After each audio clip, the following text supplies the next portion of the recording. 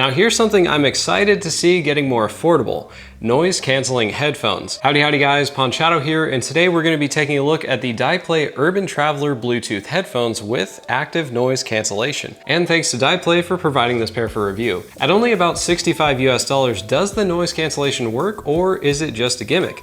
Let's find out. First, a bit of explanation on how noise cancellation works. So sound is just a series of waves of pressure, peaks and troughs, similar in concept to waves in water. The super simplified explanation of how active noise cancellation works is a microphone built into the headphones picks up incoming sound waves. A signal processor inside the headphones inverts that sound, so if an incoming signal is like this, the signal processor turns it into that.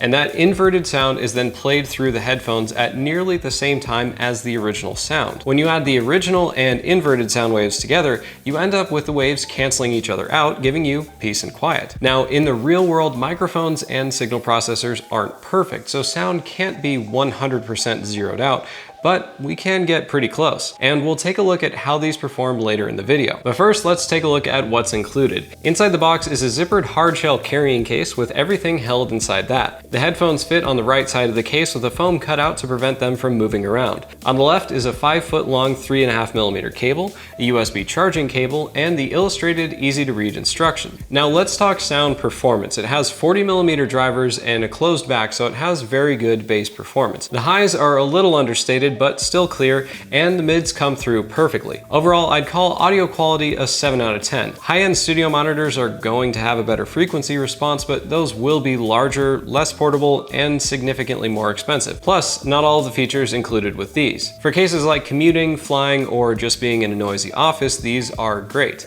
I didn't notice any difference in audio quality between the Bluetooth and 3.5mm cable, which is a good sign. The max volume is way beyond what I can comfortably listen to, so you don't need to worry about them being too quiet. As for the built-in microphone quality, here's what the raw audio from the mic sounds like. It's a far cry from a proper condenser mic, but for simple calls or voice chatting with friends, it's perfectly usable. In terms of comfort, these are very nice. They're highly adjustable. The arms have 10 ratcheted length positions, and I have a fairly big head, and they're comfortable at about the 4th notch, so they'll be able to adjust to basically anybody.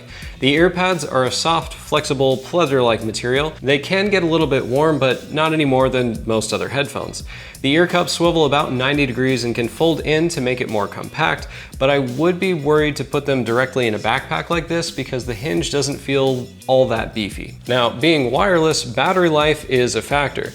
They have a built-in 500 milliamp hour lithium battery, which doesn't sound that big, but actually lasts quite a long time. They charge through a normal USB cable, so you can plug them into a PC, a wall charger, or any powered USB port.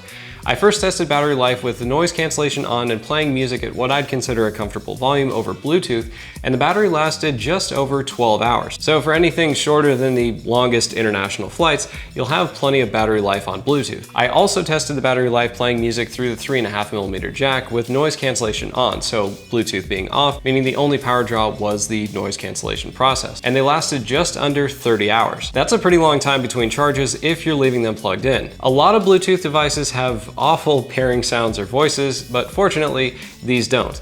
When you turn them on, you're greeted with the voice prompt, power on, and all of the voice prompts use that same voice, so good job to Dyplay on that. Now the controls sound a bit complicated, but they are intuitive once you've used them. There are 3 buttons on the right ear cup, and each one has multiple functions. The top and bottom buttons control the volume with a short press or skip tracks with a long press. The middle button has quite a few functions. It works as play and pause when you're playing music. It answers, hangs up, or rejects calls. You long press it for powering it on and off, and longer press it to start the Bluetooth pairing process. So when it enters pairing mode, in addition to the voice prompt letting you know that it's ready to pair, the power LED also flashes red and blue. Once it's paired, and every time it pairs from then on, it plays a voice prompt letting you know that it's connected. And it connects almost instantly. As soon as I turn on Bluetooth on my phone, usually within a second or two, it's connected. The only non-voice prompt is it'll beep at you when you reach either end of the 16 volume levels to let you know that you're at the upper upper or lower volume limit. Now, one thing that's always bothered me with Bluetooth devices is the delay from transmitting audio over Bluetooth. With some speakers I've used, it's more than half a second between the sound being sent and it actually playing. While there physically has to be some delay, with these headphones, I couldn't really detect it. Whatever the delay is, it's well below 20 milliseconds, so gaming and watching movies works great, and there are no issues with the audio sync. Another question people always have is the Bluetooth range, and these worked reliably at about 40 feet away and through several walls in my house. In any normal scenario, these keep a really strong connection and you won't have to deal with music skipping or with them disconnecting. It also has one more really cool feature. The headphones automatically turn off if you plug in a 3.5mm cable, so you won't run the battery down if you have them plugged in. But now on to the main feature, noise cancellation.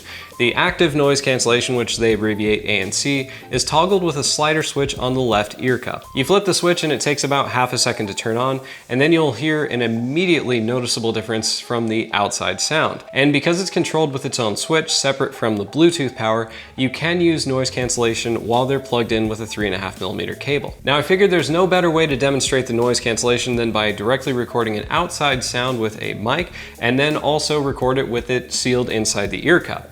My air conditioner was actually the first thing I tested them with, and it's a great example of how they perform. Here's a direct recording of my air conditioner with no filters or adjustments on the audio other than a volume boost to make it easier to hear.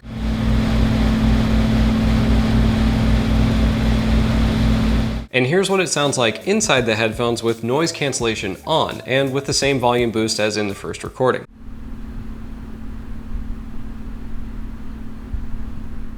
As you can hear, it makes a significant difference, and the noise cancellation works very well. You probably noticed that although everything was much quieter with the noise cancellation on, the sound of the air turbulence wasn't attenuated as much as the rumble of the air conditioner itself. What I found was these effectively cancel up to around 500 Hertz, and the attenuation drops off as you go above that. But as you go above that frequency, the headphones themselves start attenuating more outside sound by simply blocking those higher frequencies. With the noise cancellation on, there is a very faint white noise that you can hear if you're in a very quiet room with no sound playing through the headphones. But it is seriously really quiet, and you have to pay close attention under specific conditions just to hear it. In short, these work extremely well for constant or slowly changing lower pitched sounds like fans, air conditioners, engine and road noise in a car, or for flying or traveling in a train. Another very big benefit of the noise cancellation is that because it's so effective at stopping low frequencies, you can very easily hear the bass in music without needing to turn your volume up to uncomfortable or dangerous levels. That's a feature I really like. So I have to admit, I was really surprised by the quality of these headphones. I didn't think at $65 they would work that well, but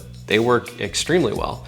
Up until recently, the only active noise canceling headphones I was aware of were hundreds of dollars, but with Dyplay here, you can get them for 65 bucks. If you have a daily commute, work in a noisy office, or you just want a nice, inexpensive, and high quality set of headphones for traveling, these are well worth it. And if gray isn't your color, they also have them available in bright red. Click the link in the description to pick up a pair for yourself. Hit subscribe and click that bell icon to get notified of new videos as soon as they're up. If you like this video, hit the like button. If you want to see more, hit subscribe, and I want to hear from you. Have you ever tried noise canceling headphones? Let me know in the comments below. Thanks for watching. I hope I helped, and I'll see you in the next video. Now, what I'd really like to see is a gaming headset with active noise cancellation. That would be so awesome, especially for like really loud settings like gaming tournaments, or even if you just have a fan blowing on you in your room. Completely stopping outside sound would be really nice for gaming. This is a good idea.